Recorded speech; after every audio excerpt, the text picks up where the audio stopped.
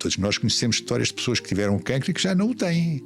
Não conhecemos nenhuma história de alguém que teve Alzheimer e que já não o tenha. A demência previne-se? Não é só a medicina, em todos os setores o poder gosta muito pouco de ser questionado. É só uma fatia de bolo ou é só um bocadinho? Por desinformação. Claro, Primeira Mónica sem dúvida. Vidal. Se é ponto assente que todas as doenças têm por trás inflamação, se o açúcar é a droga mais inflamatória que existe, então não é preciso ser um gênio para se perceber que o açúcar, se não é a mais perigosa, é das mais perigosas que existem. Pelo menos 45% das demências podiam ser evitadas, ou pelo menos retardadas, mas evitadas. 45% é quase metade, não é? A doença de Alzheimer pode ser evitada e, em muitos casos, o declínio cognitivo que está associado pode ser revertido. Revertido? Voltar para trás.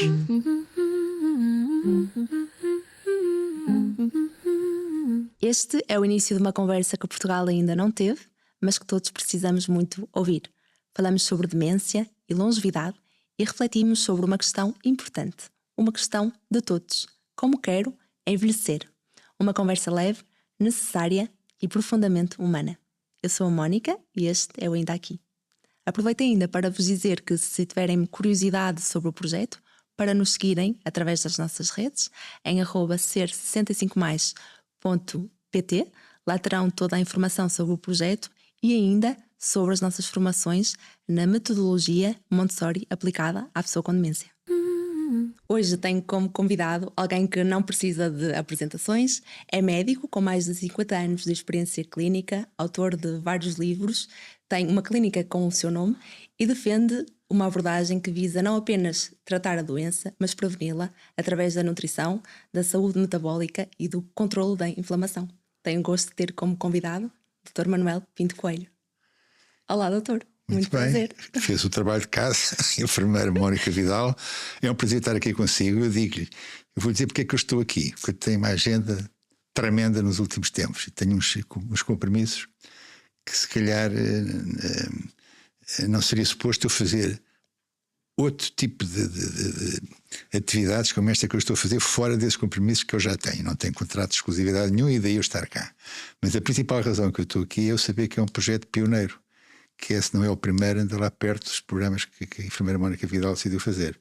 E eu estou aqui para lhe dar exatamente uma força, dar-lhe um empurrão extra para continuar com o seu projeto e para continuar a ter essa determinação que demonstrou tão bem ao telefone quando me convidou para estar aqui presente. Eu já percebi que a enfermeira sabe o que faz e sabe o que diz, e isso também me interessou e me impulsionou para estar aqui sentado consigo a falar sobre Alzheimer, não é? Exatamente. Obrigada. Para É mesmo um ajudar-nos. gosto tê-lo aqui. É recíproco então. Olha, acho que há muito sobre o qual poderemos falar. Eu quero começar por trazer uma questão mais pessoal e pegando aqui também no livro que escreveu, Chegar Novo a Velho, o capítulo que fala sobre as doenças neurodegenerativas inicia exatamente desta forma, de uma forma mais pessoal, não é? Em que o doutor fala do início, se calhar, deste seu percurso e da questão da doença do seu filho, que o levou a ir por onde não sabia, não é? E não entrando ainda nesta questão da prevenção propriamente dita, mas o que é que esta situação, enquanto pai, lhe ensinou sobre cuidar? Começou da pior maneira, que falou do assunto que me deixa todo, como nós dizemos em bom português, todo roto. Mas eu vou tentar então dizer qualquer coisa de jeito. Foi de facto isso, foi de facto a doença do meu filho Bernardo que me transportou para outras avenidas de pesquisa e de investigação que até aí o curso de medicina não me tinha levado. E talvez a mais importante foi a força que o alimento tem na nossa saúde. E que logicamente, se não for levado como deve ser, nos pode transportar para a doença. Não vou dizer que a doença do meu filho Bernardo tivesse sido só motivada pelos erros alimentares, de maneira nenhuma direi uma coisa dessas, mas eu percebi que havia que ir um bocado por aí, havia tentar perceber até que ponto é que o pai da medicina, Hipócrates, tinha razão quando dizia que o alimento é o nosso principal remédio. E era um assunto que a minha formação académica não tinha dado qualquer pista, porque, como sabe, como eu digo já 300 vezes, os programas académicos, as faculdades de medicina não têm uma cadeira de nutrição. E como tal, havia que fazer mais qualquer coisa além da ajuda clássica que a medicina tinha para o problema do meu filho, esclerose lateral amiotrófica. E daí então eu ter posto-me a pesquisar outras formas de o ajudar e entrei então na nutrição. Isto para fazer a ligação ao tema do nosso programa, Alzheimer. Sim. Dizer qualquer coisa que possa de algum modo ajudar. Para já quero dizer às pessoas que me escutam que tenham problemas, este problema ou outras demências afins, que não façam rigorosamente nada sem ouvir os seus médicos assistentes, que logicamente conhecem melhor o assunto, conhecem melhor o caso do que eu, que não os conheço de lado nenhum. Portanto, filtrem com a razão e a opinião do vosso médico assistente a informação que aqui é dada. Isto aqui que eu faço não é mais do que isso, é informação. E então, em relação ao alimento, mais no Alzheimer ainda do que no caso da doença neurodegenerativa, para mim mais grave que existe, que é a esclerose lateral amiotrófica. E eu digo para mim mais grave que existe, não é por ter sido o meu filho Bernardo a vítima. Acho que mesmo que a esclerose lateral amiotrófica é a doença neurodegenerativa mais grave que existe. Mas o Alzheimer é a demência, como sabe, mais frequente. Diz que 60% a 70% dos casos de demência são Alzheimer. Exatamente. E diz a sumidade máxima, o meu colega neurologista, que é a sumidade máxima, é o especialista número 1 em Alzheimer, não sei qual é a câmara, será esta, Dale Bredesen, diz que a partir dos 85 anos, 1 em 4 pessoas adquirirão a doença. Pois. Vai calcular que, caramba, Vale a pena pensar sobre isto. Deus queira que o homem não tenha razão, Deus queira que o homem tenha tido uma alucinação quando se lembrou de pôr isto por escrito no livro dele. Mas se ele realmente não estava alucinado e estava consciente, como acho que aconteceu, leva-nos a pensar. Mas que história é esta? A partir dos 85 anos, é que eu daqui a 6 anos faço 85 anos, que eu estou à beira dos 80. Caramba! Eu acho que assusta muito mais o Alzheimer que o cancro. Todos nós conhecemos histórias de pessoas que tiveram cancro e que já não o têm. Não conhecemos nenhuma história de alguém que teve Alzheimer e que já não o tenha. Exatamente. Uma diferença, porque para mim a doença que mais empanica as pessoas, que mais aflige as pessoas, é o Alzheimer. Mais até que o Parkinson. Diga. Faz tanto pânico às pessoas que nem pensamos muito sobre ela, não é? No sentido em que, ok, se chegar depois eu penso, mas nem penso muito sobre ela antes. E esta é um bocadinho... A próxima pergunta já assim, vamos... É aquilo que nós vamos abordar, acho eu, ao longo desta conversa, mas já assim de uma forma bastante direta. A demência previne-se? Essa pergunta deveria ser eu a fazê-la assim. Okay. Porque você trabalhou, por informação que eu tenho, num lar na Suíça durante 12 anos, ou coisa para aí, num lar de pessoas idosas, eu digo pessoas idosas, digo pessoas da minha idade, que eu acho que já sou um idoso, não é? Tenho 77, daqui a 2 meses faço 78, acho que pela bitola atual já sou considerado idoso.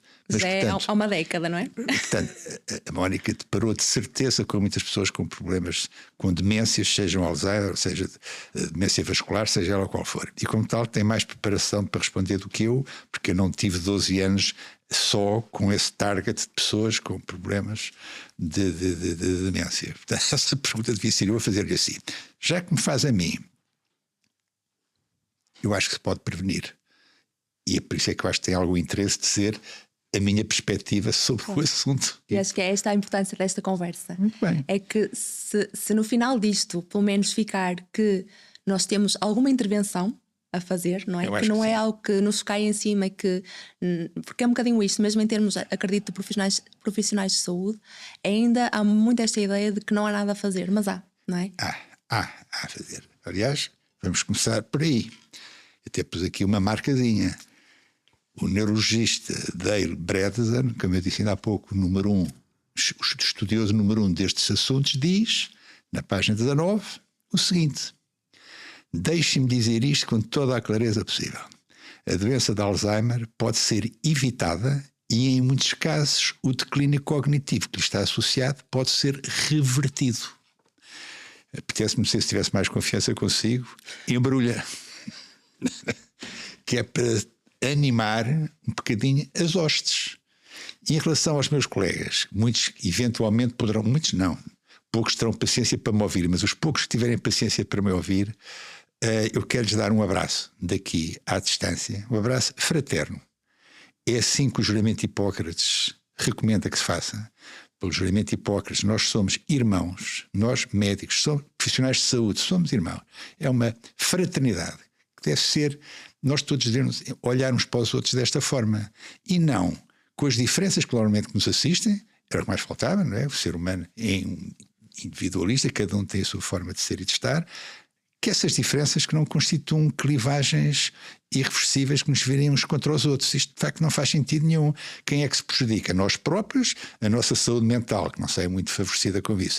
E depois a principal razão de nós andarmos por cá, que é as pessoas que esperam o melhor de nós, Claro. não é? E que põem o coelho e o cabelo nas nossas, nas nossas competências, nas nossas skills, para os podermos ajudar. Portanto, peço que não se zanguem com qualquer coisa que eu possa dizer que possa acontecer pela primeira vez. Acho que não faz sentido.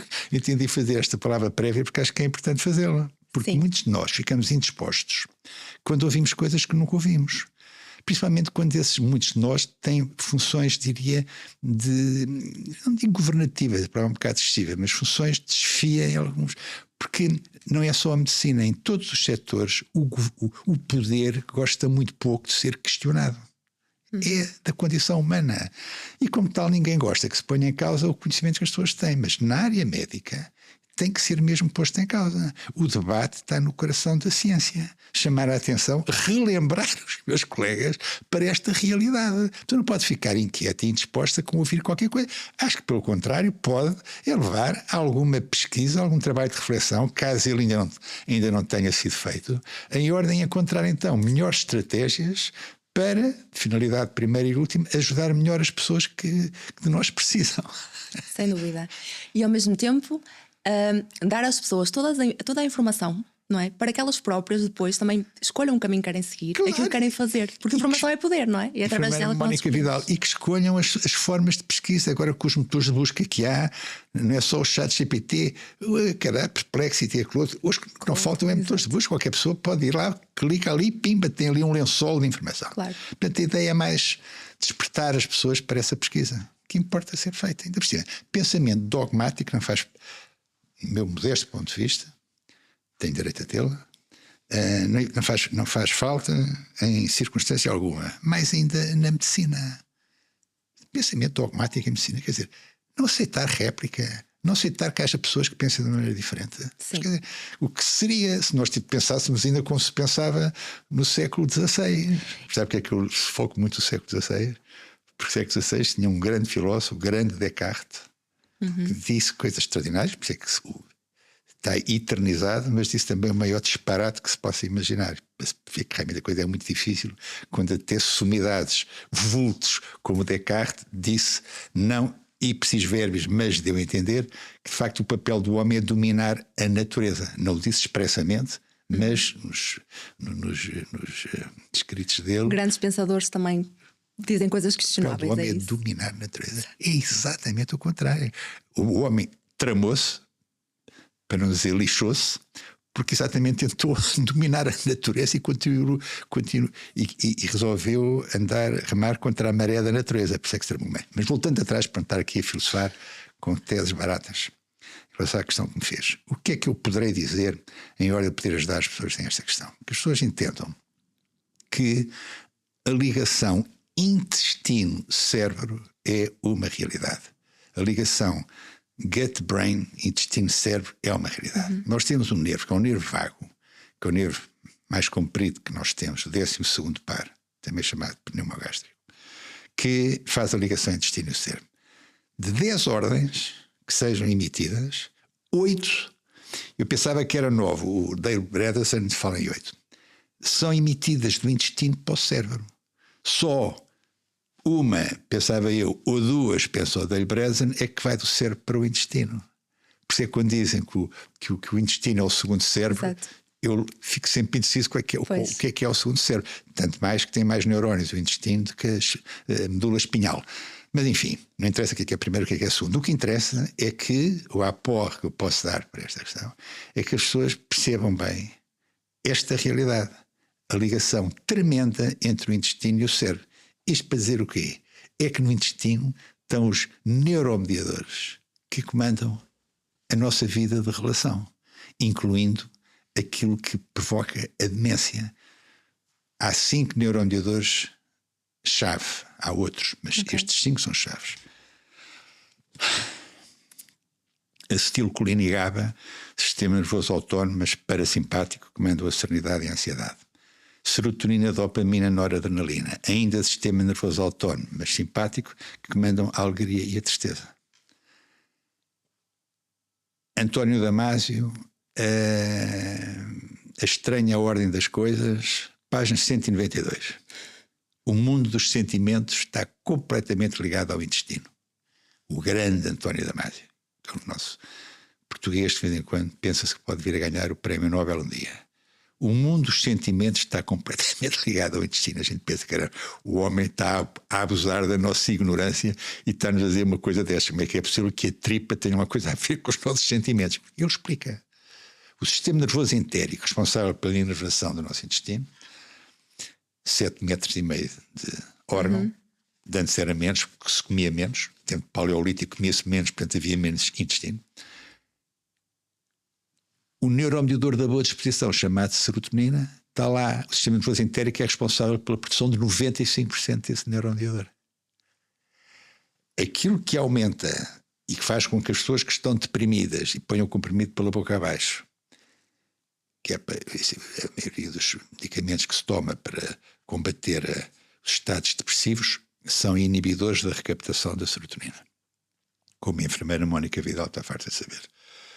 Mete-se o comprimido, há uma inibição da recaptação, portanto a serotonina fica lá mais tempo e é melhor aproveitada pelo neurónio seguinte. 95% desse neuromediador é da responsabilidade do sistema nervoso entérico. Por isso é que o António Damasio diz que o mundo dos sentimentos está completamente ligado ao intestino. E não é só a serotonina, a dopamina, cerca de 50% e outros. A importância do intestino na nossa vida de relação, naquilo que a gente pensa, na alegria ou na tristeza, na ansiedade ou na serenidade, no aparecimento da demência ou no aparecimento da demência, é tremendo. É ter um intestino bem tratado é fundamental. Aquilo que eu poderei dizer como resposta ao convite generoso que a enfermeira Mónica Vidal me fez para estar aqui no seu podcast é exatamente este. Pesquisem e vejam se, respondendo à sua pergunta, a forma de prevenir o aparecimento de uma doença tão dramática como esta do Alzheimer e, uma vez já tendo um esboço da doença, ou mesmo a doença já instalada, se não faz sentido olharem para a saúde do intestino. O que é que eu quero dizer com isto? Se não faz sentido mudarem os seus hábitos alimentares. Exato. Para não falar de outras coisas, mas para já, coisa prática, palpável e fazível. Exatamente. A pessoa perceber bem o que é que está a fazer quando mete qualquer porcaria pela boca abaixo. Não é isso? Temos esse controle, não é? É algo que temos o controle de mudar, aquilo que comemos e que ingerimos. Eu acho que quando o consciente toma a decisão, o subconsciente faz a previsão. Se conscientemente nós decidimos que faz algum sentido, é isso que eu estou a dizer, e através de pesquisa vária que a pessoa depois de me ouvir ou antes de me ouvir resolveu fazer, em ordem de ver se faz algum sentido o que eu estou a dizer, isso faz-se entender que faz sentido. Então veja qual é a melhor maneira de tratar bem um órgão tão importante como este. O que é tratar bem o intestino? Eu estava aqui quase 2 horas a falar, se me desse a oportunidade para isso. O tratar bem o intestino é ter presente várias coisas. A primeira, lembre-se que não é nenhuma novidade que aquilo que se mete pela boca abaixo vai lá parar abaixo, não é? Nesse caminho também fica alguma coisa, não é? Se nós percebermos que tratar bem o intestino é fazer com que a parede, entre outras coisas, mas começar por aí, fazer porque a parede do dito intestino que existe, quem nos pôs cá neste mundo, independentemente de quem quer que seja, eu sou católico, acho que foi Deus, mas independentemente de quem quer que seja, Deus ou o diabo ou quem quer que seja, existe para cumprir a sua missão. Qual é a sua missão? São barreiras. Aquilo que se come passa para o sangue. Senão o intestino não precisava de parede para coisa nenhuma. Portanto, a primeira coisa é fazer com que a parede do intestino cumpra de facto a sua função de barreira e que não se torne mais permeável, que seria suposto. O que é que faz com que esta parede se torne mais permeável? Se calhar teria de começar por aí, não é? 3 grupos de alimentos que tornam o intestino mais permeável: açúcar, a droga mais perigosa que existe no entendimento responsável pela saúde do governo da Holanda. Diz que a droga mais perigosa que existe é o açúcar. Porquê? Porque o açúcar não há nada mais inflamatório que o açúcar. E ela entende, e muito bem, que a inflamação provocada pelo açúcar é aquilo que está por trás de praticamente todas as doenças que existem, salvo uma ou outra genética ou hereditária. A inflamação está por trás do cancro, do Alzheimer, de tudo quanto é, não há? E tão culturalmente aceito, não é? Não há Está dúvida. sempre em cima da mesa. Esta ninguém duvida que o açúcar é a substância mais inflamatória que existe. Se é ponto assente que todas as doenças têm por trás inflamação, se o açúcar é a droga mais inflamatória que existe, então não é preciso ser um gênio para se perceber que o açúcar, se não é a mais perigosa, é das mais perigosas que existem. Portanto, primeiro que tudo, olhar para o açúcar nas suas mais variadas formas, dessa maneira. Eu escrevi o meu penúltimo livro. O último foi sobre o colesterol, mas o penúltimo foi Eu Escolho Crescer com Saúde, um livro para a criançada. Sim, logo eu vi. começa a aprender a ler. Eu não o li, mas soube que de facto existia. Eu não perco uma oportunidade, sempre foi prefaciado pelo Cristiano Ronaldo. Como há de perceber, tem alguma vaidade em fazê-lo, claro, e em dizê-lo. É que te chama a atenção para os miúdos, que de facto o açúcar é um desastre completo. E que se não for logo desde cedo fintado, o mais normal é a pessoa ser obesa, ser pré-diabética, ser diabética e vir até, inclusive, vir parar daqui a uns aninhos, uns 70, 80 anos, a uma doença como esta que nos pôs aqui a falar, sobre o Alzheimer. Porquê? Porque os centros que recompensam o açúcar no cérebro, como é dito nesse livro, tem um prefácio, uma outra pessoa que escreveu um prefácio, aquela ginasta portuguesa que pela primeira vez foi aos Jogos Olímpicos, que é a Filipa Martins, que também escreve notavelmente no prefácio, que me ajudou muito. Os centros que recompensam o açúcar no cérebro são exatamente os mesmos que recompensam a morfina. Da heroína. A heroína é 2-acetilmorfina. Toda a gente sabe que o heroinómano tem grande dificuldade em deixar a sua droga de abuso. Da mesma maneira, um miúdo que começa a receber o presente envenenado dos pais por uma boa ação que pratica, o chupa-chupa, o bombom, o que seja, de presente por se ter portado bem. Sim. Quer dizer, o pai, a mãe, o avô, quem quer que seja, está a fazer do miúdo um futuro doente. Um dependente, não é? Um futuro doente. Claro. De facto, se o açúcar é a coisa mais inflamatória que existe, está a tornar o miúdo um futuro doente. Mas também tomamos isto com muita ligeireza, muitas vezes, que é, por exemplo, mas é só uma fatia de bolo, ou é só um bocadinho. Por desinformação, claro, não era Mónica Vidal. Por desinformação. As pessoas fazem isso na boa, convencidos que estão a ser uns avós fantásticos e uns tios e uns pais fantásticos. Sim. Estão a ser uns pais do melhor que há. Estão a envenenar os filhos. Sim. Porque é muito difícil uma criança que aprenda a gostar de açúcar deixar de gostar de açúcar. Como é muito difícil o heroinómano deixar a sua droga de abuso. Nós próprios vemos, eu falo por mim, tento ter uma alimentação saudável, mas foi um caminho. E consegue, está todo elegante, não tem barriga nenhuma, portanto, de certeza que consegue fintar o açúcar. Mas é um caminho que foi feito posteriormente com muita consciência, vontade e muita esforço, não é? E esforço. E eu continuo a adorar açúcar. Uma pessoa vê uma baba de camelo, vê uma trouxa de ovos, vê um arroz doce, vê um mousse de chocolate, caramba! Continua a adorar açúcar. A minha família então é gulosa para exatamente. Caramba. Mas, portanto, havendo esta informação, por isso é que estes programas são realmente interessantes, sim, estes podcasts, porque a enfermeira Mónica Vidal tem dificuldade em ler isto naqueles jornais de grande tiragem, naqueles órgãos de informação de grande tiragem. Eu também acho que é nichos. Eu às vezes penso que, de facto, se calhar as pessoas que estão à minha volta, muitas delas até têm esta consciência.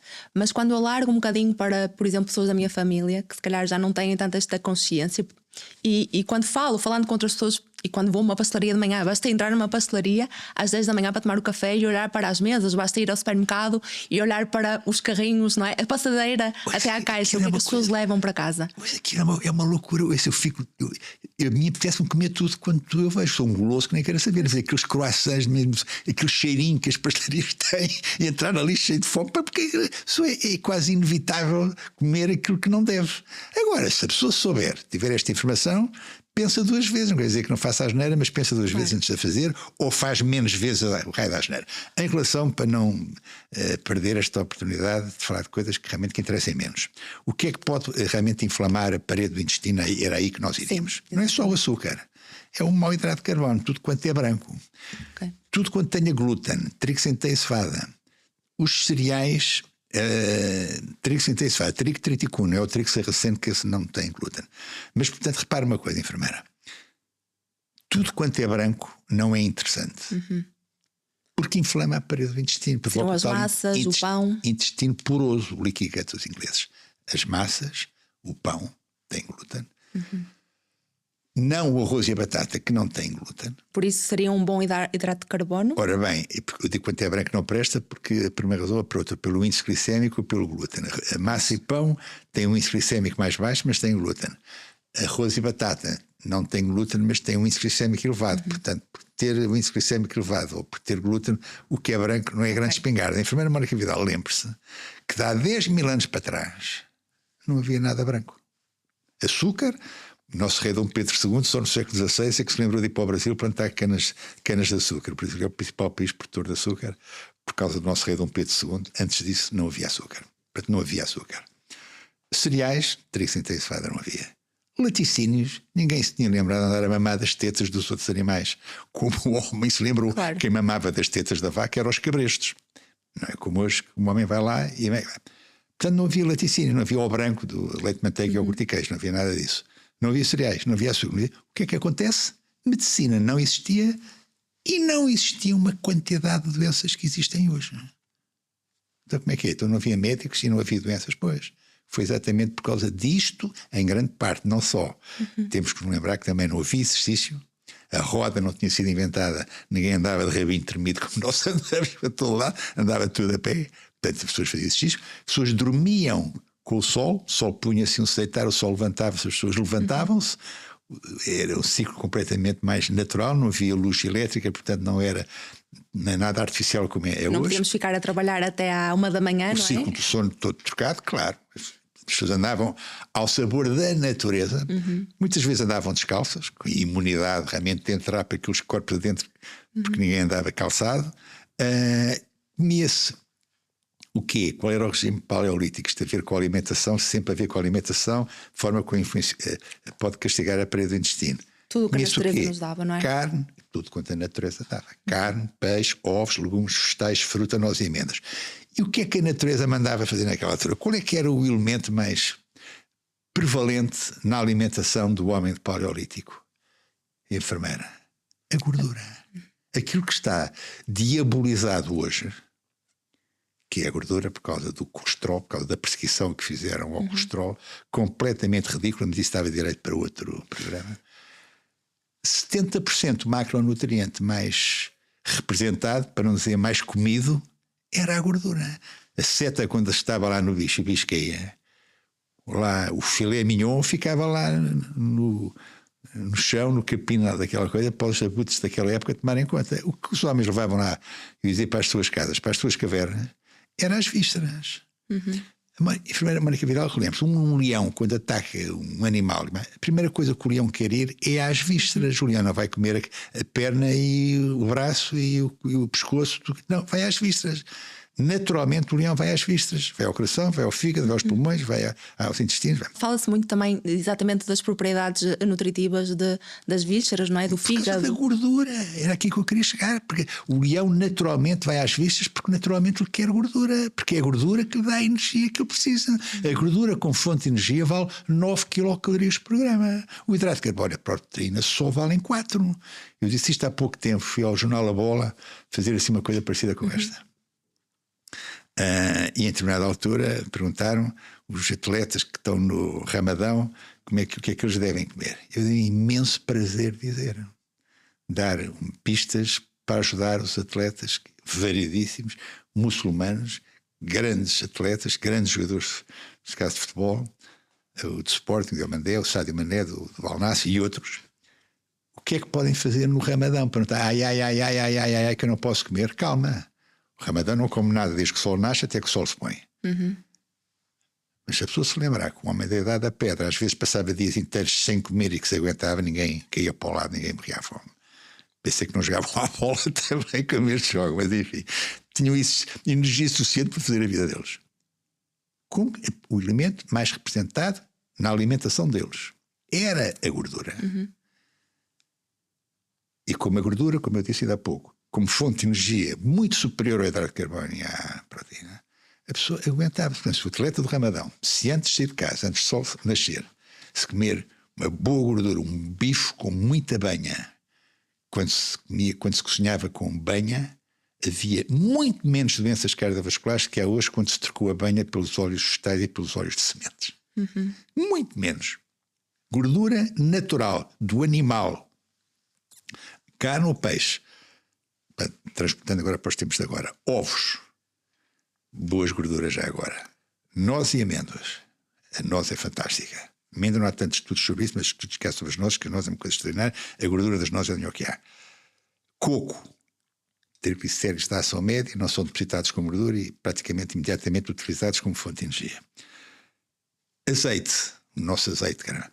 As boas gorduras para os atletas de alta competição que chega à altura do Ramadão e têm que estar quietinhos porque não podem comer nada. Se as pessoas antes de sair para o treino, se comerem realmente boas gorduras, a enfermeira Mónica Vidal, aguentam perfeitamente o dia, o treino, o jogo ou o que quer que seja e marcam tantos golos como marcariam se não estivessem lá no Ramadão. Pois. Tem é que perceber que a gordura não é para eliminar. A gordura está a falar nos assuntos que mais gosto de falar e por isso quando quiser que eu me calo, eu calo.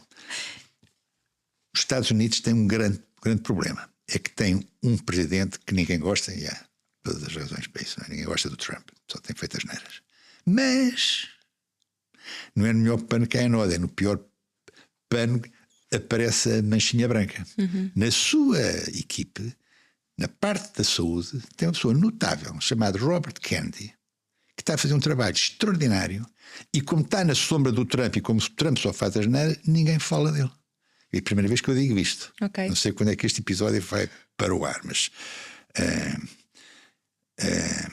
o que é que aconteceu? O que é que o Robert Kennedy fez? O que é que isto tem a ver com a gordura e a parede do intestino, esta coisa que estou do Ramadão, isto que estamos aqui a falar, tem tudo a ver. Ainda não enlouqueci. Tem Temos tudo a ver. não nos esquecer tudo. Tem tudo a ver, tudo a ver. O que é que o Robert Kennedy fez? Inverteu a pirâmide alimentar. Há bem pouco tempo, não é? Em 1977 os Estados Unidos mudaram as Dietary Guidelines e, de maneira perfeitamente dramática, perigosa e lesiva da saúde das pessoas, puseram os grãos e os cereais lá no topo e tiraram as gorduras e as proteínas e puseram cá em baixo. O que é que acontece? 3 anos depois, 1980, uma epidemia como nunca se tinha visto de demência, é disso que estamos aqui a falar, e outras doenças também. Porquê? Porque, de facto, o que os hidratos de carbono e os grãos fizeram foi este lindo serviço. O que é que o Robert Kennedy fez? Inverteu e pôs a coisa no seu devido lugar. Voltou a pôr as gorduras, as boas, nem todas são boas, mas as boas gorduras lá em cima e com as proteínas lá em cima, onde eles nunca deviam ter saído, e pôr os grãos e os cereais cá em baixo, que é o lugar deles, porque só arranjam sarilhos, só nos inflamam a parede intestinal, e não só, o endotélio vascular, como sabe, a doença cardiometabólica é o que está por trás de cerca de 70% de todas as nossas doenças. Ou seja, está a fazer um trabalho notável.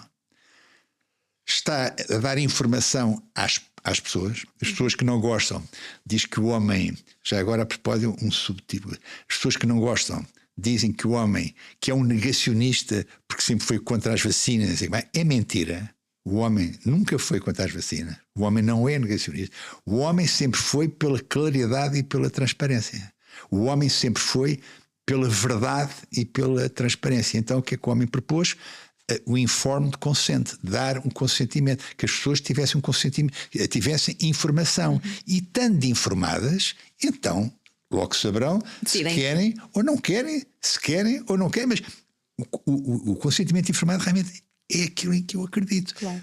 Nós não somos. Quem é que nós somos? E na medicina é essencial, não é? A enfermeira Mónica Vidal. Quem é que nós somos? Por muito cultos ou por muito atrasados mentais que nós chamamos. Quem é que nós somos para estar a dizer às pessoas o que é que elas devem fazer? Nós podemos dar a informação, podemos contar da nossa verdade. Agora, aquilo que cada pessoa faz com a verdade que nós dissemos já não são contas do nosso rosário. É um abuso de confiança estar agora a dizer às pessoas para se vacinarem, para não se vacinarem, para se mandarem da ponta ou não se mandarem da ponta. Essa agora, cada pessoa é que faz aquilo que quiser. As pessoas com informação têm o poder, não é? De decidir o que é melhor para elas. A informação é poder. E aquilo que o grande Robert Kennedy, que ninguém fala nele, porque as pessoas em Portugal, ninguém fala, tudo quando se cheira a Trump, ninguém fala. E como tal, se não há uma enfermeira Mónica Vidal da Vida a puxar-me pela língua, eu não digo nada disto. E dá imenso gozo dizer como há de calcular. Estou a dizer a minha verdade. Se a pessoa quiser ligar alguma coisa àquilo que eu digo e fazer e seguir algumas linhas de raciocínio. Olha, doutor, e estava a falar da gordura e isso leva-me a pensar numa coisa também em relação ao açúcar e isto da energia e dos jogadores terem mais energia. Porque o açúcar dá-nos um pico de energia, não é? Sim. Temos um pico de glicémico, temos ali a ideia que, ok, agora temos muita energia, mas rapidamente aquilo também deixa.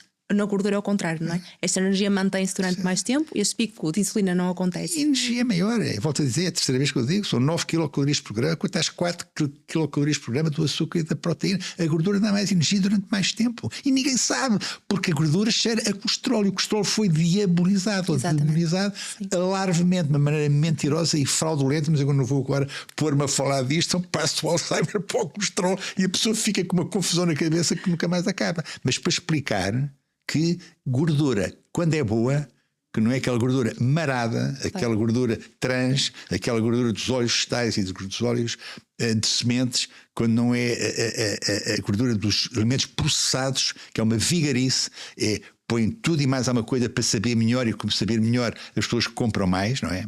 A indústria é isto, a indústria é o que faz é isto, a indústria é para ganhar dinheiro, não é para que a pessoa tenha saúde, não é?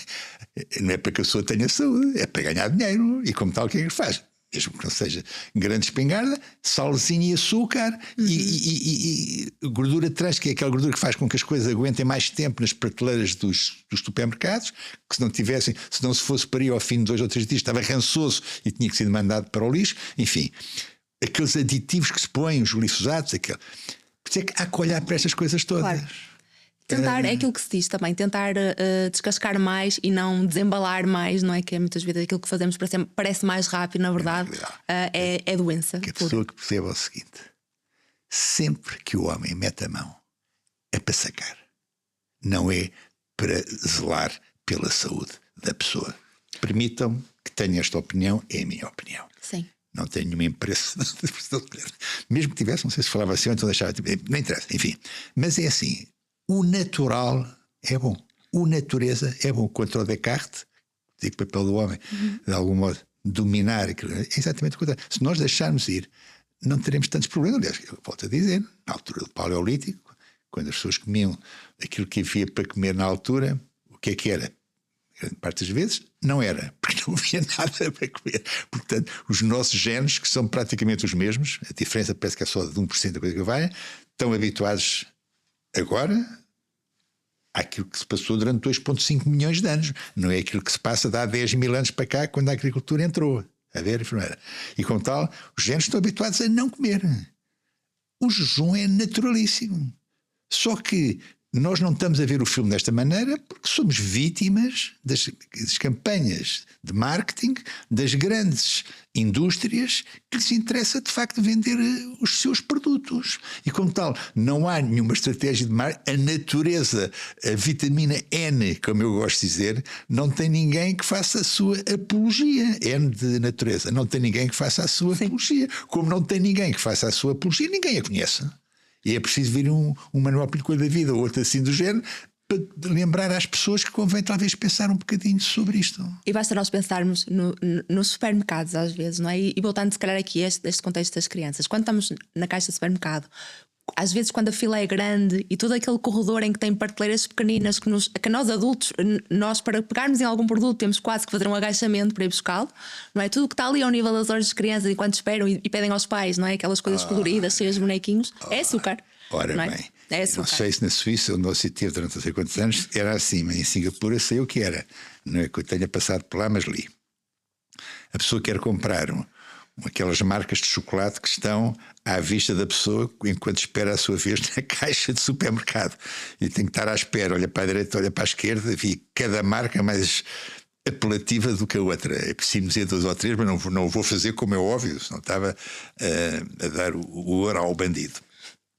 Quer um chocolate ou quer qualquer coisa, pede à menina da máquina e eles vão-lhe buscar aquilo que a pessoa quer, mas vão buscar às prateleiras lá de não sei de onde, que não estão à vista, E a pessoa aparece com aquilo e a pessoa leva para casa. Só que não está a ser convidada a levar aquilo para casa por estar ali nessa circunstância que falou. Porque ali está ali à espera, nós estamos todos à espera. É o convite ao exatamente. açúcar. Repare bem, eu acho que eu gosto de dizer isso. A medicina é uma ciência social. A política, de algum modo, é uma medicina em larga escala. Havia um interesse que tinha uma ação política que privilegiasse o ataque ao açúcar como prioridade governativa. Já reparou bem, os milhões de euros que poupavam aos cofres, não só lá do Ministério das Finanças, mas ao horário público, e em termos de sociais, o que a pessoa ganharia em termos de saúde, um alcance social gigante que isso que não teria. Ninguém vai por aí. O que se prefere é privilegiar na senda daquele paradigma que ainda existe, uma maleita, um comprimido, privilegiar a semente. Tudo quanto possa barrar a semente. Ninguém percebe, é a 8ª vez que eu digo, que não é preciso ser catedrático ou doutor para se perceber que o terreno, nem lavrador nem agricultor, para perceber que o terreno manda muito mais que a semente que lá poça. Se o terreno não quiser, a semente que lá poça fica a falar sozinha e não chateia. Só que o sistema está montado para barrar a semente. Não é para dar a informação à pessoa como é que há de preparar o terreno para que isso não aconteça. Por isso é que o sistema imunitário tem uma importância gigante. Voltando ao Alzheimer. Se nós tivermos um sistema imunitário bem treinado, bem equipado, se tivermos o intestino, 70% do sistema imunitário é lá que está, não é só na parede, é lá dentro. A importância da microbiota é gigante. A importância daqueles 100 trilhões de micróbios que temos dentro do nosso intestino, que nos pesam 2 quilos. 2 quilos da sua elegância é bicho que tem dentro do seu intestino. Que não é tudo bom. Não é tudo bom, porquê? Porque nós fazemos várias incorreções alimentares e, como tal, temos muitos micro-organismos, principalmente bactérias, más, que viram contra nós. A tendência, felizmente, parece que é que cada vez haja mais boas bactérias. Mais boas não me soa bem, mas pronto. Melhores bactérias, assim bem. Pronto, porquê? Porque com a informação que as pessoas vão tendo já se corrige cada vez mais os erros alimentares. E graças a Deus que parece que é assim, não é? Cada vez vai havendo mais informação sobre isto. Sim. E como tal, as bactérias que temos dentro do nosso intestino cada vez são melhores, porque cada vez a pessoa come melhor e, comendo melhor, a qualidade das bactérias que tem dentro do nosso intestino melhor será. Não é tudo mau. Uma boa notícia. Sim. Mas, portanto, se as pessoas tiverem a noção que de facto é assim, que se tiverem que a força que têm do alimento é tão grande que provoca, de facto, melhoria do seu sistema imunitário. Então, naquela imagem do solo e da semente, de seed and the soil, quando eu digo isto em inglês, fica a saber que prepara melhor o soil, o terreno, o sistema imunitário do terreno, e ficamos mais descansados. Cada vez que aparece um micro-organismo maluco, um Covid da vida, outra coisa qualquer, não tem, o que é que nós fazemos agora? Não. Sabemos que se tivermos um sistema imunitário forte, temos mais probabilidade de ganhar o braço de ferro e de ganhar. Perguntará-me de forma prática o que é que se pode fazer para estimular o sistema imunitário. Pronto. Vitamina D, prima que tudo. Sempre vitamina D. D3, colecalciferol. Sempre apoiada com a vitamina K2 para agarrar no cálcio, que a vitamina D em doses um pouco mais elevadas pode levantar. Então a ideia não é que o cálcio fique na parede das artérias para as calcificar. A ideia é que a vitamina K2 possa agarrar nesse cálcio e levá-lo para os ossos, de maneira que é o sítio onde deve estar o cálcio, é nos ossos, não é na parede das artérias. Portanto, vitamina D sempre na análise que é mede 25-HD, sempre para cima de 80 nanogramas por mililitro. Muitos boletins de análise põem toxicidade acima de 100. Com todo o respeito do mundo, permite-me discordar. Okay. Não concordo minimamente que a toxicidade que seja acima de 100 nanogramas por mililitro. E não acredito porquê? Porque a minha prática clínica nunca tive nenhum caso de toxicidade. E depois os grandes mestres da vitamina D, os principais investigadores de vitamina D, nenhum deles diz isso.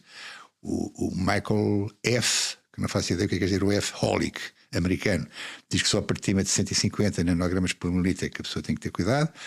Outro grande investigador brasileiro, Cícero Gali Coimbra, diz que só acima de 230, aquele bem conhecido brasileiro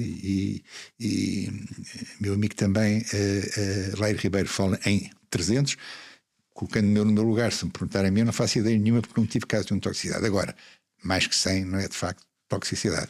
É sim um revelador notável de que o sistema imunitário está no bom caminho. Não é só com a vitamina D que o sistema imunitário é no bom caminho, porque há outras situações também que importa, que dão às células o material que elas necessitam para ganhar no braço de ferro com os agentes que quiserem incomodar. Não te esquecendo que dentro da célula estão 2 minerais fundamentais, potássio e magnésio, não esquecendo que nós somos 70% de água, não esquecendo que a água do mar tem níveis de potássio e de magnésio muito superiores à água mineral. Para não falar de cálcio e para não falar dos outros minerais ou oligoelementos que constam da tabela elementar. Daí que a água do mar, bem bebida, não é glu, glu, glu, glu, com os seus 35 gramas por litro de sal, não havia rim que aguentasse, entraria em insuficiência renal e a possuía desta para melhor, mas a água do mar misturada com a outra é algo que é muito interessante e que em Portugal ainda não existe. Aqui em Espanha já existe. 8 ou 9 marcas diferentes. Vai a um Corte Inglês e a sua dificuldade é escolher a marca. Eu estou a referir-me à água isotónica. Iso, o prefixo iso, quer dizer que imita aquilo que a gente aqui tem dentro. Vai sair dentro de pouco tempo, em maio, a partir de amanhã, vai sair a primeira água isotónica portuguesa. Permita-me dizer isto em primeira mão. Okay. Como é que eu sei isto? Por escolher um pré-mentor da água. Porque sabem, o meu trabalho sobre a água do mar, eu há 11 anos, quando escrevi o Chegar Novo a Velho, está logo na capa, conheça as vantagens ou as propriedades do solo e do mar, e falei pela primeira vez da água do mar. Os senhores de Bonfortinha, assim que se chama a região, que tem desde o ano passado uma água também, entenderam que fazia sentido utilizar da forma terapêutica a água do mar, e então arranjaram uma maneira de ir para os Açores, ao largo da ilha de São Jorge, 200 metros de profundidade, sacar a água do mar e misturá-la então com água mineral, neste caso Monfortinho, pode ser outra qualquer, 75 água mineral, 25 água do mar, e sai então a água isotónica, primeira que vai sair em Portugal. Já agora vou dizer o nome, Oceânica, vai ser apresentada no Oceanário. Parece que vai ter a presença lá do homem do Governo Regional dos Açores, porque está lá escrito na garrafa Açores. A garrafa é interessante, que é de alumínio, com uma resina para evitar que o alumínio passe para a água. Que é uma coisa interessante também, não é? Para evitar a coisa dos plásticos, dos microplásticos, que tanto nos inquieta. E parece que lá está também o Ministro do Mar, não sei. Mas portanto, é uma informação que eu darei em primeira mão. Só se puser isto no ar antes do dia 25, acho que é quando ela vai ser lançada, 25 ou 26, segunda ou terça, terá aqui em primeira mão notícia para os portugueses que 25 de maio, é isso? O seu podcast, 25. Mas uma coisa que eu queria saber sobre essa questão das pessoas que lhes chegam é, neste contexto de Alzheimer ou outras demências, Sim. Quem chega até si? São pessoas que tiveram alguém na família e têm algum receio e por isso vêm procurar soluções antes? São pessoas que já têm ali, sentem algum déficit cognitivo e procuram ajuda? Quem são estas pessoas? As pessoas que chegam a mim, não vou dizer porque aquelas que ouviram o podcast a enfermeira Mónica Vidal, que ainda não foi para o ar, está a ser gravado o primeiro, portanto não vou dizer uma coisa dessas, mas muito provavelmente são as pessoas que leram alguns dos meus livros. Eu sou o médico português com o maior número de livros de medicina escritos, desde que Portugal existe há 900 anos. Como tal, os livros circulam, algumas delas leem, a maioria não leem, mas ouvem, se calhar, da boca das pessoas que leram, e lembram-se que eu posso ter alguma ideia sobre os assuntos que eles trazem lá. E como tal, logicamente que eu tenho alguma rotina, há 53 anos que eu vejo doentes, e tenho alguma rotina realmente a saber ajudá-los. E como tal, se calhar é muita razão porque as pessoas ouvem, pois claro que também os podcasts também ajudam bastante, cada vez mais. É mais uma forma, não é? Da informação chegar às pessoas. Claro, quem não gosta de ler, nem toda a gente gosta. Podcasts, a gente gosta de ouvir e não tem paciência para ouvir mais que 2, 3 minutos, e como tal, ninguém tem paciência para ler 200 páginas de um livro. Felizmente, essa história está a dissipar-se, cada vez as pessoas leem mais. Houve um estudo recente que aponta que cada vez mais pessoas leem em Portugal, que mais de calcular, e fiquei radiante, fiquei muito feliz de saber. É uma boa notícia, porque cada vez as pessoas leem mais. Mas, portanto, respondendo à sua pergunta, as pessoas percebem que eu tenho ideias sobre este assunto, e é muito, se calhar, por aí que as pessoas me procuram. Mas Agora, é um medo real? Falam-lhe deste medo, por exemplo, em relação à demência? Ou será mais, por exemplo, em termos de cancro? tem mais medo de ter um Alzheimer do que ter um cancro. Ok. Que as pessoas ouvem, eu disse isto logo no início, Sim. houve casos de pessoas que tiveram cancro e que trataram o cancro.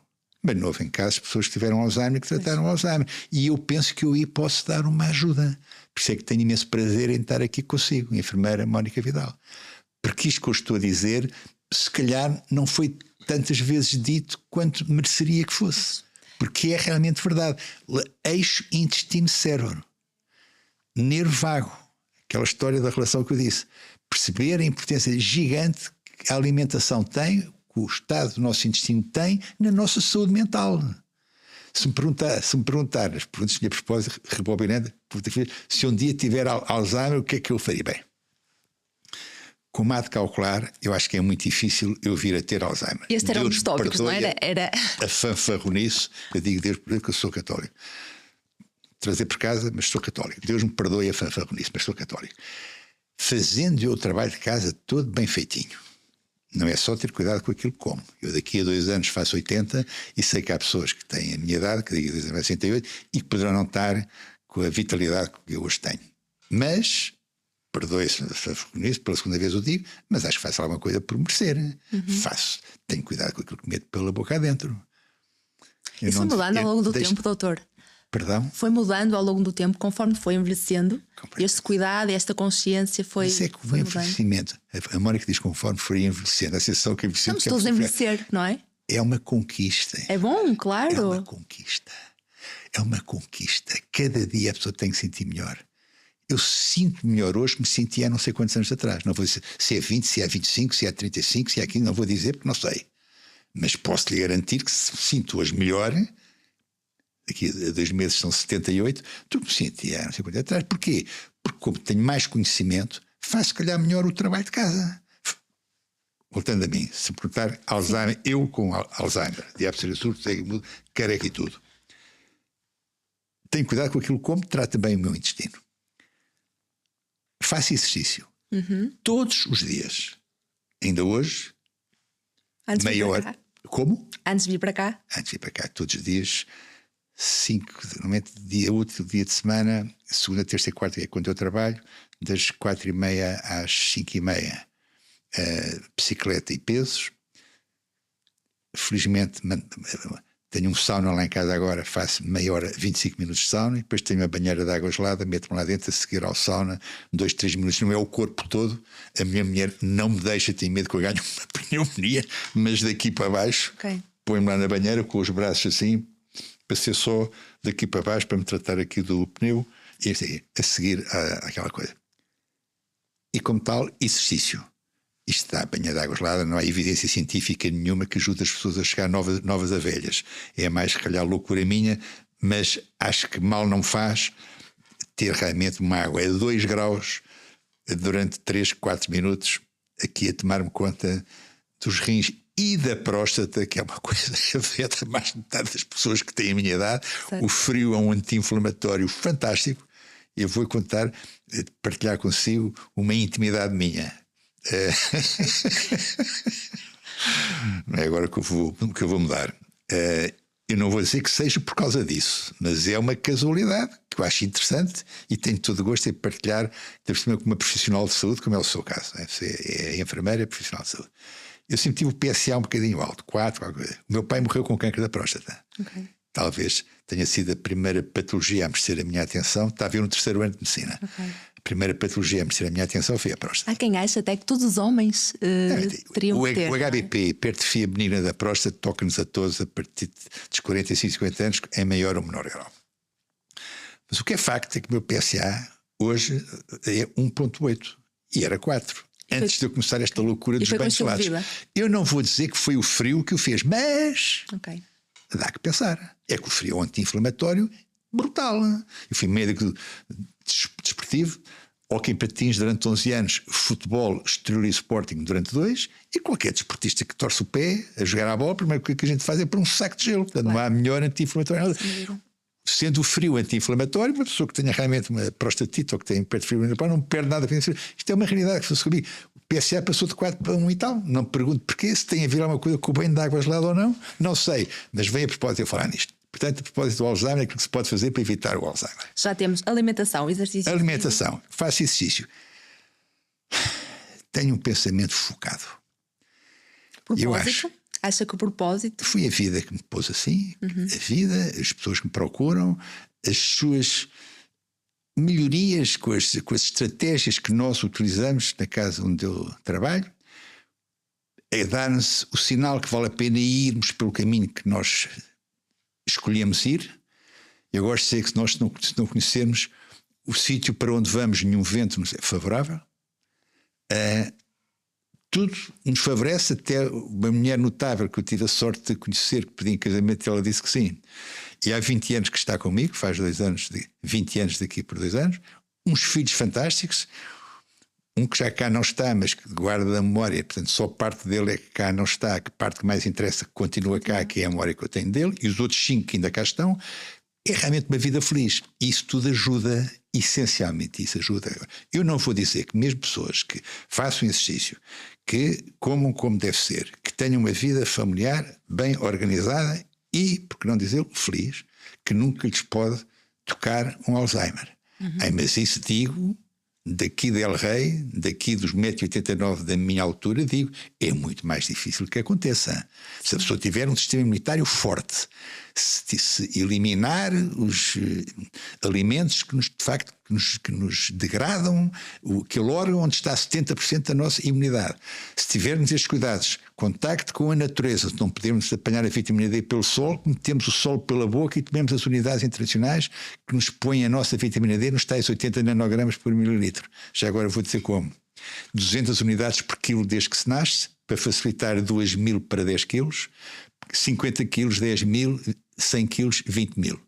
Não é chapa 3 para toda a gente, dependendo do peso, a pessoa tem que saber que quantidade é que dá. Se a pessoa fizer isto, como é o meu caso, que faço isto, posso dizer que sou profissional, porque faço isto, a começar por mim próprio. Eu não posso ter as coisas todas para as pessoas que me procuram e depois ter uma figura toda degradada, logicamente que tinha mais dificuldade em fazer passar a mensagem. Exato. Mas como tal, tinha que ter cuidado. Ajuda muito às vezes não ir ao arroz doce ou ao mousse de chocolate. Quando estou a jantar fora, saber que mesmo uma outra pessoa pode me conhecer. Aquele está lá, olha aquilo ali, olha aquele. Olha afinal, a conversa dele, olha o que ele está a comer e tal. Bem, mas até para o meu conforto pessoal, tenho que ter realmente cuidado com aquilo que eu faço e sinto-me muito bem, porque vejo os resultados a aparecer. Vejo toda a gente feliz e contente, a começar pelas pessoas que trabalham comigo lá na minha casa, os poucos que tiverem a ver, um beijinho e um abraço, porque me ajudam muito a ter o trabalho que tenho desenvolvido. Sem vocês, a coisa era bem mais difícil. Claro, ter uma equipa, não é? Que está alinhada é fundamental. E não faz nada sozinho. Reforçando aquilo que disse, neste contexto de prevenção, em 2024 saiu o relatório da Lancet que reforça que pelo menos 45% das demências podiam ser evitadas, ou pelo menos retardadas, mas evitadas. 45% é quase metade, não é? Caramba. Portanto, o número é enorme, não há dúvidas e por isso é que eu tenho o gosto também de estar aqui a falar consigo e de dizer às pessoas: podemos prevenir, a realidade pode ser diferente e nós também temos mão naquilo que será o nosso destino, não é? Claro que não podemos garantir, mas se nós fizermos a nossa parte, estamos se calhar a tentar que seja desta forma. Se calhar rematar como nós começamos, citando a opinião do número 1 do Alzheimer, o neurologista Doug Bredesen, que no seu livro O Fim do Alzheimer diz, repito, com todo o gosto: a doença de Alzheimer pode ser evitada e, em muitos casos, o declínio cognitivo que está associado pode ser revertido. Revertido, voltar para trás. Uma pequena pausa aqui na nossa conversa para vos falar da WinCare, que tem um projeto incrível chamado Órbita Livre, que pressupõe a liberdade de movimento. Ele assenta em 3 pilares fundamentais. Um deles é a liberdade de movimento, não é? E pressupõe o não uso de contenções para a pessoa cuidada, através de materiais que eles têm. O outro dos pilares é, então, a prevenção das úlceras de pressão. E o terceiro pilar é a saúde do cuidador e o cuidar sem carga. Deixo-vos dar uma vista de olhos no site deles e conhecer melhor esta empresa e os seus projetos. E eu vou ler uma frase do seu livro, Chegar Novo a Velho, neste capítulo. Depois disto da Brett Z, tudo quanto leio a minha é de passar de cavalo para burro. Mas Eu acho que não, acho que reforça exatamente tudo isto. E que neste capítulo das doenças neurodegenerativas, em relação à doença de Alzheimer, o doutor escreveu o seguinte: para além da intervenção médica clássica, que foi aquilo que também pelo qual começámos esta conversa, deveremos considerar ainda a inflamação, a disfunção mitocondrial, o stress oxidativo e a acumulação de agregados tóxicos de proteínas nos neurónios e à sua volta, a infecção crónica, tanto bacteriana como vírica, e a depleção de hormonas sexuais próprias da idade avançada. Ou seja, ok, medicina tradicional, mas depois tudo um tanto podemos fazer, não é? Tem tudo. Para fazer a nossa parte. Fez-me lembrar uma coisa que eu ainda não falei, mas que isso é fundamental que as pessoas tenham ideia. A mitocôndria, a saúde da mitocôndria, está a casa das máquinas das células, não é? Descendentes lá das bactérias. Nós temos 38 trilhões de células, temos 100 trilhões de micro-organismos dentro de nós que constituem então a microbiota, mas temos 100 quatrilhões de mitocôndrias. O ar, do oxigênio do ar que respiramos, as calorias dos alimentos que ingerimos, têm um objetivo, que é alimentar a mitocôndria, proporcionando a ela que fabrique a substância que nos permite fazer a nossa vida de relação, chamada ATP, ácido adenosino trifosfórico. Com mitocôndrias saudáveis e funcionais, é muito difícil ter problemas, seja cancro, seja Alzheimer, seja o que for.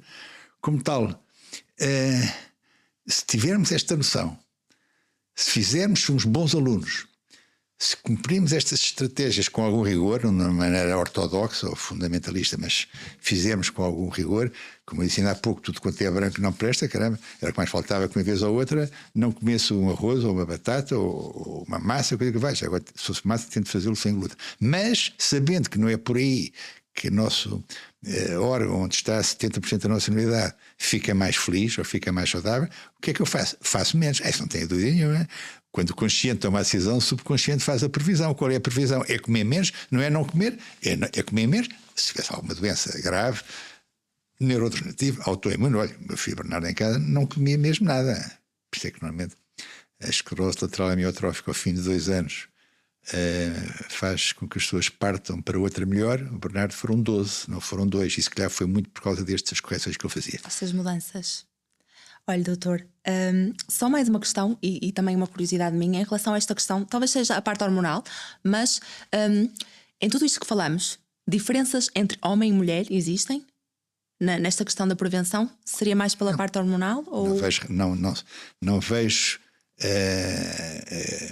algo que se possa dizer para os homens que não sirva para as mulheres e vice-versa. A parte hormonal é muito importante e nós não falamos dela. Falámos de suplementos, acabámos por não falar de suplementos nutricionais, que podem ajudar muito a questão do Alzheimer, ter uma boa relação ômega 3, ômega 6, não fazer com que a relação ômega 6 ômega 3 esteja sempre abaixo de 3, para ter uma noção dos bons ácidos gordos, saber que o jejum tem um papel determinante nesta questão, como falei ainda há pouco, do regime para os futebolistas no Ramadão, dizendo que se não comerem nada, que a boa gordura lhes pode facultar a energia que eles precisam. A pessoa, quando não come nada, quando faz jejum, sobrevive porque abanha a gordura, principalmente a visceral que ele tem. Como o organismo não tem nada pela boca abaixo, tem que safar, tem que ir buscar energia a algum lado, tem que ir à gordura que tem acumulada, principalmente a gordura visceral, vai ir buscar a sua energia.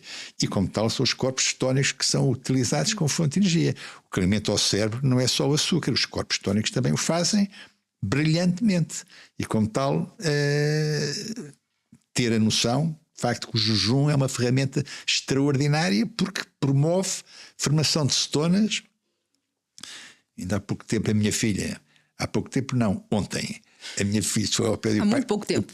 Há muito pouco tempo. O pai está a cheirar mal da boca. Minha filha Os Sofia. tais corpos cetónicos, não é? O hálito, a maçã, não é? Dizem. Hálito cetónico. De facto, eu estava a cheirar mal da boca porque era o 3º dia que eu não comia. Jantei domingo, só voltei a jantar ontem. Quarta-feira à noite tive 3 dias sem comer. E isso a pessoa promove a formação de cetonas, os corpos cetónicos nos funcionam como energia e, logicamente, nós temos, primeira Mónica Vidal, entre outras coisas, uma clareza mental extraordinária. Eu sabia que sempre que eu tenho assim alguma coisa importante, eu faço o trabalho de casa.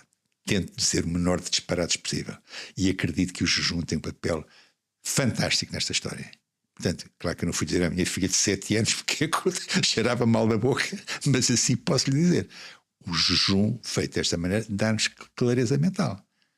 Porque, de facto, os corpos cetónicos, que é a única forma que temos de alimentar as ditas mitocôndrias, não é? As mitocôndrias não há outra forma de alimentar. Que pela gordura, não é? É isso? Pela gordura. Que não se esqueça que era aquilo que se fazia durante 2,5 milhões de anos. Era a gordura que era o macronutriente mais utilizado, não é? 70%. Daí o regime paleolítico ser fantástico. Carne, peixe, ovos, vegetais, legumes, fruta, nossa mesmo. Não havia nada branco naquela altura. A gordura era o que estava, era o que havia naquela altura. Por isso é que o Robert Kennedy, americano, lá com o homem lá da equipa lá do tão amado Trump, está a fazer um trabalho notável em pôr lá em cima outra vez na pirâmide alimentar a gordura e as proteínas e pôr os molos hidratos de carbono, os grãos e os cereais cá em baixo. Mas voltando um bocadinho a esta questão do açúcar, faz sentido associarmos o Alzheimer à diabetes tipo 3, como às vezes se Com fala? certeza, eu digo nos meus livros. Existem o diabetes tipo 1 e 2, não é? E muita gente agora considera associa. o Alzheimer diabetes tipo 3. Porquê? Porque praticamente todos os casos de diabetes registra-se resistência à insulina. Nós temos ainda, meus colegas estão ainda demasiado focados na atenção e na medição das quantidades de açúcar no sangue e poderiam ter um pouco mais de atenção ao passo antes do açúcar se acumular no sangue, que é o pâncreas dar sinais que já está em dificuldade para mobilizar a insulina para a corrente sanguínea.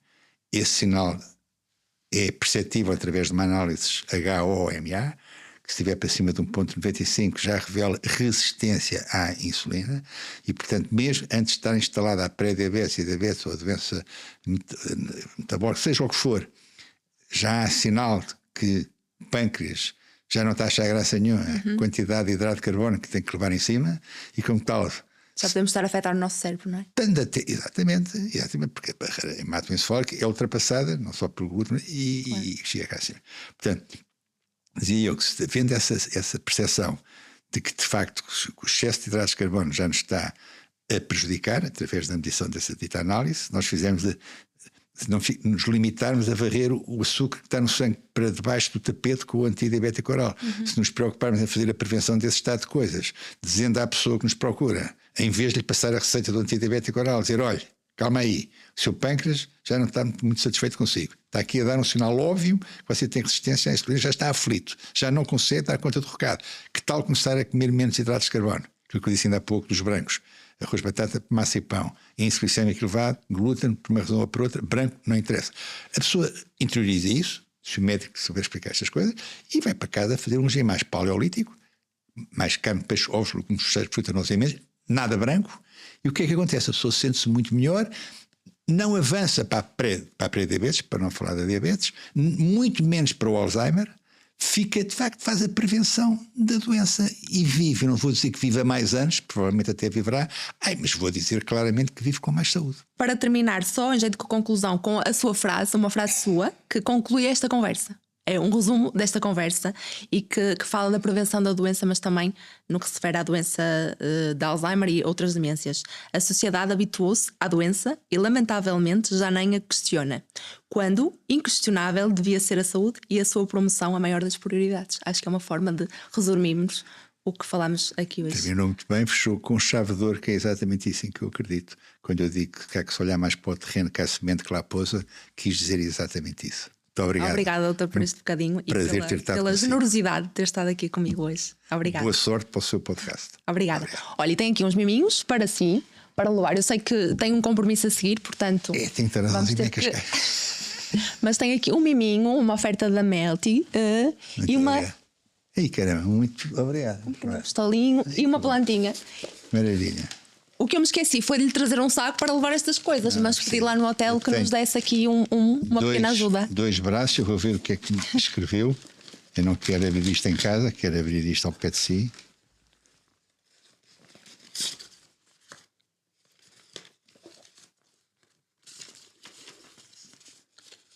Dr. Manuel Pinho Coelho, muito obrigado pela sua presença no podcast, ainda aqui.